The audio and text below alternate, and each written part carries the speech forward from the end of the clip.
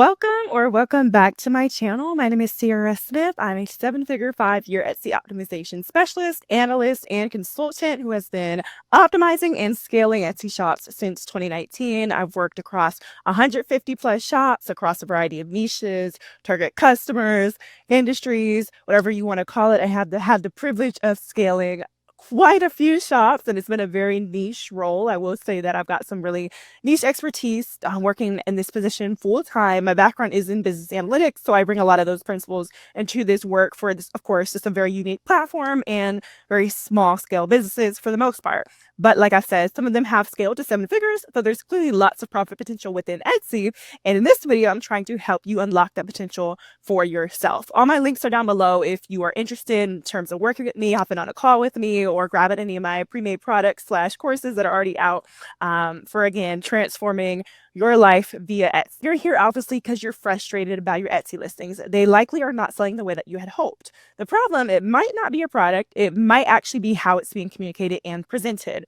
In this video, we're going to dive into the common reasons that Etsy listings fail, and more importantly, how to fix them to start seeing consistent sales. I can't even dive into number one without getting, I think, the elephant in the room out of the way, or might not actually be seen that way, but it is the truth. The elephant in the room is that if your products are not items that customers generally want, they're not going to sell on Etsy. I don't really know how to say that in a way that's sugarcoated or super nice. I've had to kind of break it down like this for clients in the past via consultations, and quite frankly, you have to let the market guide your product mix. You have to let the data guide your product mix. You need to do your market research at the beginning with an actual competitor analysis, keyword analysis, target customer. You need to find your target customers via a sentiments analysis on customer reviews of your top competitors. You need to know exactly who you are serving on Etsy, and you need to know how exactly they're searching on Etsy so that you can create listings or, products that essentially meet them right where they're at. You need to cater to their pain point. So that is kind of something to keep in mind.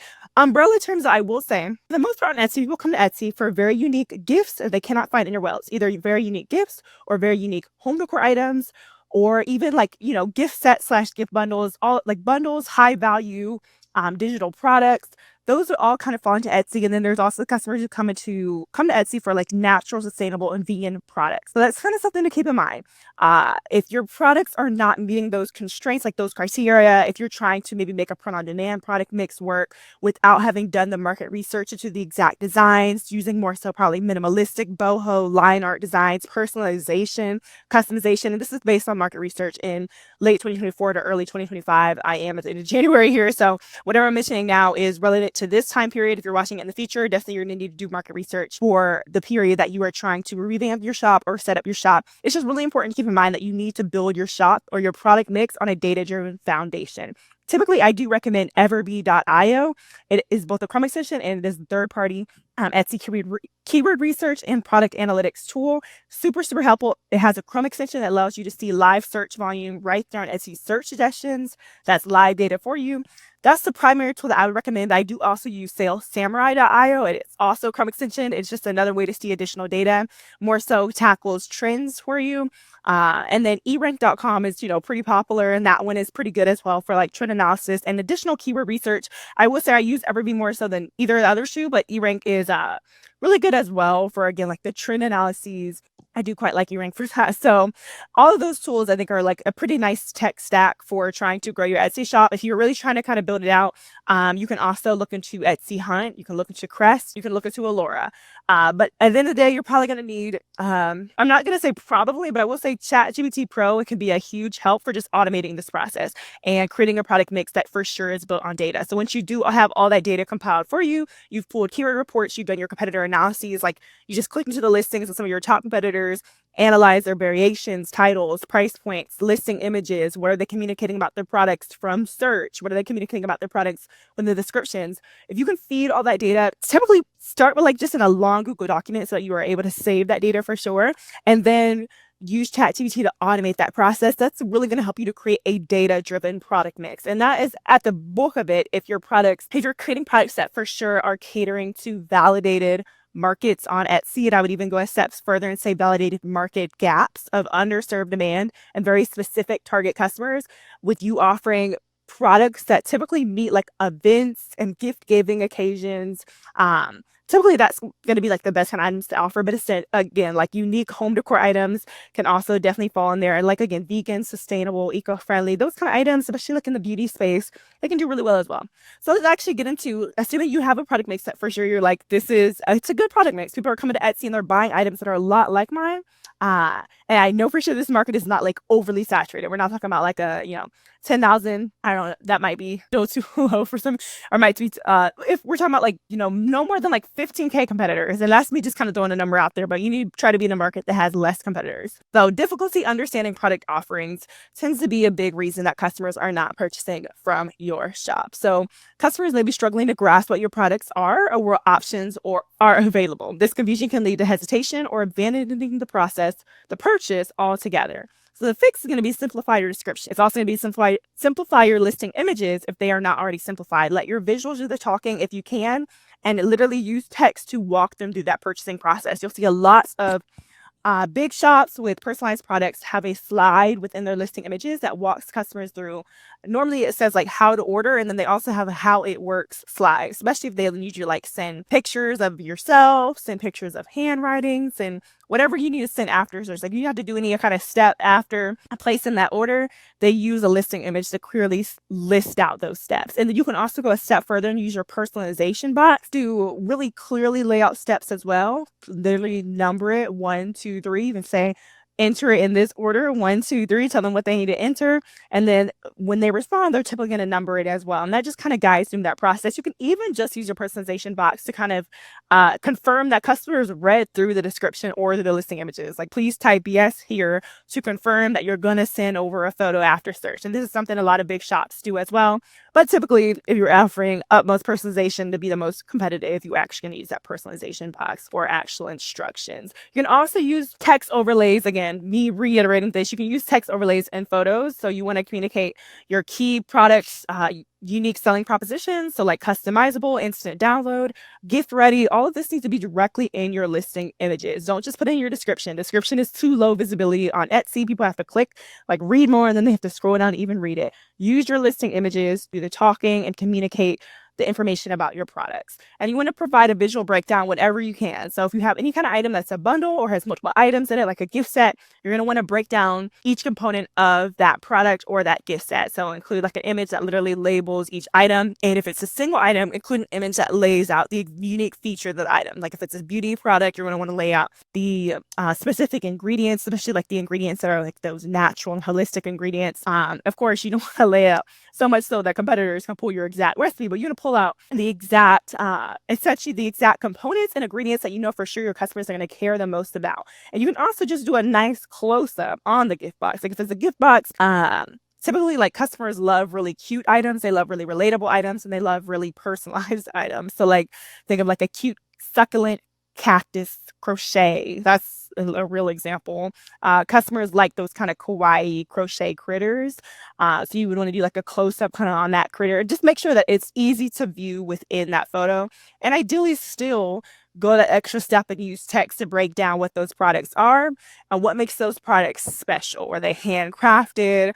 Are they sustainable? What makes them special? Number 2 is probably even bigger than the first one. It's a lack of a clear value proposition. Shoppers, they need to immediately see what makes your product unique or worth the price compared to competitors. Your value proposition needs to make your price point feel justified. Your price point cannot be higher than the perceived value of your listing from search, or customers are not going to click to it and convert. So the fix is to highlight benefits, not just features. So you can do this again on that listings cover photo, which is the advertisement for your listing. You can also do that within the listings video that plays. You can do that at the beginning of the title. Anywhere else you could do it as well, but you see it won't actually be search facing, but you always want to use every aspect of your listing to expand on the value propositions that you've ideally defined during the market research phase. So you want to highlight benefits, not just features. So instead of saying something like digital planner with 25 pages, stay organized. You can say stay organized and save 5 hours a week with this 25-page digital planner. Storytelling could go a long way, but you always want to, of course, mention whatever research, whatever additional work and effort went into the creation of that product so that customers can feel as involved in the product creation process as possible. That is always going to be what sets Etsy apart from other platforms. Is going to be that small business, personable connection that that customers can have with sellers. So you want to mention any credibility enhancements as well. So awards, certifications, years of experience, for example, designed by a professional organizer with 7+ years of experience. And then you want to showcase social proof. So incorporate customer reviews into your listings and emphasize any repeat purchases or customer success stories. So to give you guys some examples of live examples of value propositions, I'm going to mimic the market research process, which is to go into an incognito window and to pull up an exact search on Etsy. In this case, it's going to be mental health gift box, which is what we are looking at here. So I'm going to go ahead and head over into that incognito window so that we can get rid of past purchasing behavior, past search behavior, and anything that has to do with me as a shopper. Because yes, if you didn't already know it, Etsy does factor in you as a person into the algorithm. So search results differ per person. So I like to use incognito mode to get the most unbiased results and see what a guest would be seeing, what people would be seeing who have not kind of interacted with these kind of keywords and shops in the past. So what we're looking at here are some listings that obviously all of them have strong value propositions. These are the top ranking organic listings for mental health search term, mental health gift set or gift box search term, right? Just went ahead and skipped over ads. So we're looking at here, we can kind of get a feel for some of the value propositions. So first thing first, the product presentation is amazing. It is very much so created aesthetically. There's very little white space in the boxes. That tends to be a big problem I see with like small gift box shops, is that there's too much white space between the components. Most of these shops are showcasing a more premium version of their gift box on that listing cover photo. So you click into it, you'll notice that this entry level price point that we're seeing is typically for like a really small gift set or like their basic gift box. And then what we're seeing here is like the premium or deluxe gift box. And it's a really smart upsell strategy. At least customers tend to convert into one of the higher price point gift sets because you're showcasing kind of a more attractive and more comprehensive option here. So for this box, for example, we see this is from search. We're seeing it says a self-care box for women, 4.9 average star rating, 7.8K reviews. We cannot ignore the fact that that is definitely part of the value proposition and the perceived value of that listing. But we can also see that this is not just essentially a mental health gift box, but it is a good vibes gift box. So we're seeing, of course, a good vibes only card. We're seeing a crochet sunflower, which very much so caters to a rising market trend on Etsy for crochet flowers and crochet flower bouquets. We're seeing a very strategic color palette. These greens and like sage greens, like a cottage core aesthetic they've been doing well on Etsy for quite some time now. So this is a pretty smart kind of color palette that they have going on here. We look over here, we're seeing mental health self-care package. Again, not just like a mental health gift box, but they're positioning it as a whole self-care package. The presentation is very nice. It's a very pretty kind of nude and pastel color scheme, which again caters to rising market trends. Citrus is really big on Etsy as well, like last year. So this, of course, they catering to that trend as well. But we also see that the mug says a hug and a mug. And a hug in a box is actually a market gap on Etsy, like it's space of underserved demand. Customers are searching for a hug in a box. So of course, kind of text stating a hug in a mug would resonate with customers. And it doesn't just offer this as a gift, but it's like a whole experience. This box is a whole self-care experience for those who are maybe having some, I guess, essentially troubles with like their mental health. And then over here, we see sending healing vibes gift box. We firstly see that this person has put a whole bit like a badge on the listing stating Etsy star seller. And then we're of course seeing the full set, which is very cohesive. It's very cozy, which aligns with the Huga aesthetic that's been big on Etsy for quite some time now. And then we also see French Cade and lavender. French really in general has also been big on Etsy. So that's like a trend. It kind of caters to audiences who are looking for that French influence, more of like a European influence with their items. And then we see it's sending healing vibes gift box. So again, they've kind of branded it in a certain way. They've presented this product in a manner that would align very well with customers searching for this keyword. And then all these items are just very aesthetic. Mental health self-care package, ultimate cozy. So it makes sense. But of course, the average star ratings being so high and the number of reviews have to be like the absolute most important parts of those listings. And that's why it can be hard to enter into a market like this because you have very strong competitors. So that would be why it would be smart, just giving you some advice here to probably instead of targeting a keyword like mental health gift box, you would maybe want to go after a keyword that's even more specific, even more long tail, even less like served so that you would have a bit more of a chance. That being said, there's still room to kind of compete with value propositions in this space, and within most spaces, there's still opportunities being left open. As we scroll, we start to get more ideas. We see this person has put text in their cover photo. We're seeing another good vibes card.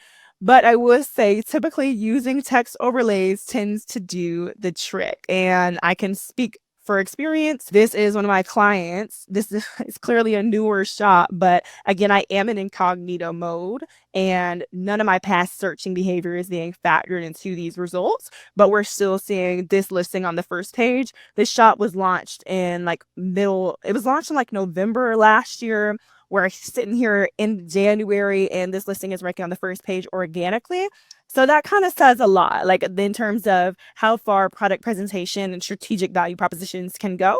And of course, she already has 37 reviews and a high average star rating because we have implemented a pretty rigorous customer service strategy and customer follow-up approach. So she's been able to get reviews pretty quickly and have a higher review rate than some of her top competitors. And naturally, we can see some of her value propositions from search include premium winter box, custom hand-poured vegan candles, ribbon wrapped with a handwritten message option. But of course, the box itself offers quite the value proposition. And we see the gratitude journal in there. Gratitude is, of course, a massive purchasing intent within like the mental health and self-care space. Customers want to practice more gratitude, and that's something that they would want to gift to somebody else as well.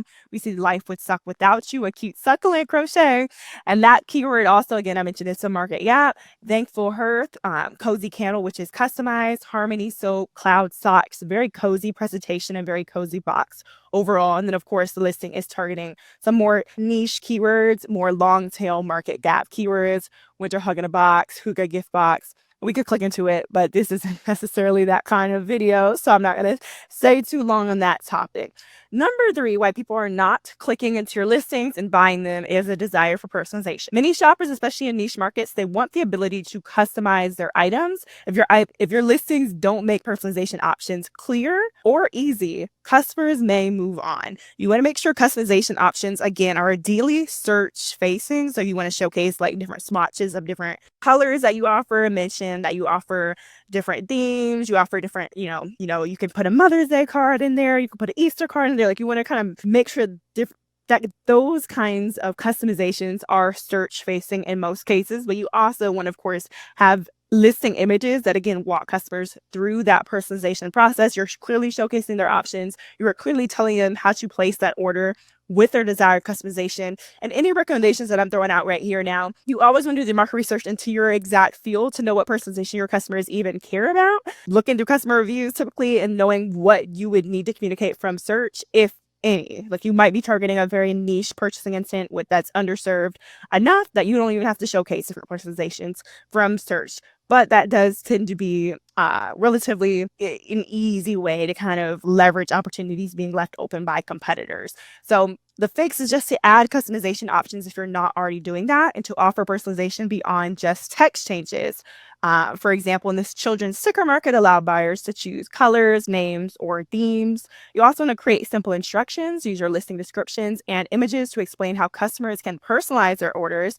For example, add your child's name and favorite colors in the personalization box at checkout. You also want to show examples. So include photos of customized products so customers can visualize their own version before purchasing. Do not ever try to sell something to customers without literally visually showcasing what they're going to get. It's a lot harder to do it it's a lot harder to sell a product if customers don't know what it looks like. Number 4, need for visual representation. Buyers can't envision how your product will look in real life settings, which can make them hesitant to purchase. The fix: use mock-ups for framed items, calendars, or art prints. You can use lifestyle mock-ups to showcase your product in real life settings like living rooms or offices. Typically a more boho aesthetic tends to do the trick in this space, with more like neutrally colored walls and neutral kind of color decor. Those tend to do very nice for a bit more of a luxe product presentation. Definitely don't use the mock-ups that whatever print-on-demand provider is providing for you. If you are using a print-on-demand provider, you want to kind of go that extra step and use mock-ups. You can also use photoroom.com to change the mock-ups, or essentially not even just to change the mock-ups, you can change the whole background of the photo. Very, very useful, and it's a very essentially like no learning curve. Some people use Canva for like similar functionality, but I will say Photo Room is better in terms of automated like shadows. It just looks more realistic, and they'll actually generate the background for you. It's very cool and it's really affordable. And then you also want to provide scale. So you want to include photos that demonstrate the size of the product, like a print next to a ruler or a hand holding an item or next to a quarter. You want to just provide that scale. You also want to use contextual images. So always try to showcase your products in action. For example, a calendar hung on a wall or stickers applied to a notebook. Then we have number 5, price sensitivity. Shoppers may hesitate to purchase higher priced products, especially in competitive markets with cheaper alternatives. The fix is to offer entry level options. So introduce smaller or more affordable versions of your products to attract price sensitive customers. For example, you can offer like a single item for $9.99 while promoting a full bundle at $39.99. You always have to kind of split test how much of a jump you can do, like that's price discrepancy, but it does pay to kind of have a couple of different tiers so that the jump is not too drastic. So kind of keep that in mind, but depending on how price sensitive your customer is, that's going to determine what that entry level price point will need to be and the perceived value of your product overall. Gift sets tend to be like $19.99 is a very competitive entry level price point. Naturally, for standalone items, $9.99 would be very competitive. $14.99 would also be pretty competitive for some items. And then there are also the items that customers are looking to spend like $6 or at least see that from search. I've seen plenty of top sellers who are selling personalized items. It shows up like as I think just today, so like $4 from search for a personalized tumbler with a birth flower on it. And naturally, that just seems too good to be true. I clicked into the listing. Shipping was $8. The item was coming from Thailand, so they could kind of make it for cheaper. But at the end of the day, they still, they're making more profit from shipping than they're even making from the base price. So you can be very strategic in terms of that entry level price point, but always testing it and seeing what leads to the most conversion. And then you want to justify your pricing. So clearly communicate the value of your product. This just goes back to those value propositions. Make sure you're always using language to communicate the value of their product. Again, save time and effort with this ready to use bundle designed for easy professionals, kind of assuming this is a digital product. And then again, bundle value. I've talked about that already quite a bit. I love bundles and customers that actually love bundles. Combine products into all-in-one solutions that feel worth the price. For instance, a digital wedding planner can include checklists, budgeting tools, and seating charts in one package. Number 6 is gift giving concerns. Many Etsy shoppers are buying gifts and need reassurance about the packaging, personalization, and overall presentation. The fix is to mention gift-ready features. So add notes like comes with free gift wrapping or includes a customizable gift message. Try to craft products that offer that elevated gifting experience, and then make sure you're communicating those things, ideally from search, but still within like your secondary listing images as well and within your description. You also want to showcase packaging, include photos of your packaging, especially if it's aesthetically pleasing and if it's eco-friendly, or if it's eco-friendly. And then you also want to provide assurance. So address common concerns in your description, such as shipping timelines and return policies. For example, delivered in eco-friendly packaging and ready to gift with ideally fast shipping can do the trick, but if you know that you can get it, shipped within maybe like 1 to 2 days or 2 to 4 days, you want to mention those exact ranges as well, because customers do appreciate that level of detail. Number 7 is general customer pain points. Across all of these areas, the key to boosting sales is clear customer-focused communication. You need to address the following pain points directly in your listings. Explain exactly what the product is and how it will help your customer. Remember, it's always about the person. It's not about the product. It's about the person and the problem that you are solving. You want to use professional visuals that make your product feel premium and worth the price. You always want to go for a more premium positioning, more premium presentation.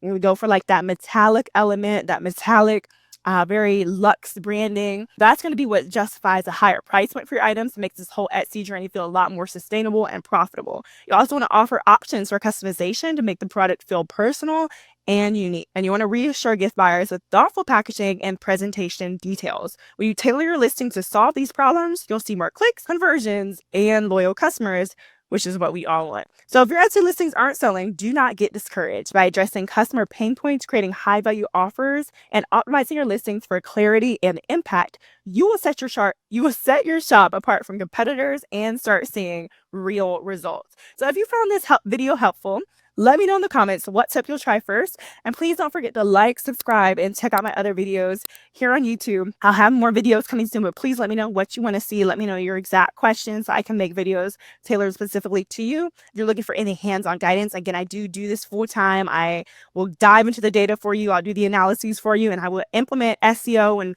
revamped visuals and revamped pricing. I'll facilitate your social media strategy. I will help out with anything that has to do with scaling your Etsy-based business. So just don't hesitate to get in contact with me. I would love to hop on a call. And if you're looking for more of a DIY approach, I do also have an Etsy success starter kit that is linked below. It's just a very much so like it's a treasure trove of resources. I have made it extremely comprehensive. It includes a very detailed shop plan in there that breaks down SEO, product presentation, different kinds of images to include, how to approach the different analyses that you would need to be running.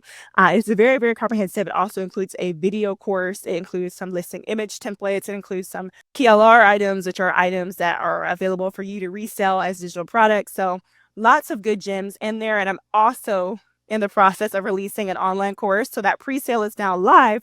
It is only live for 20 people. So it's just a very small cohort. It's just a way for me to kind of get to know some of you a bit more intimately and offer some more hands-on guidance here at the beginning. And as I am live dropping modules, you will be the first to watch them and get to, you'll know about them. And I also will be offering like live Q&As.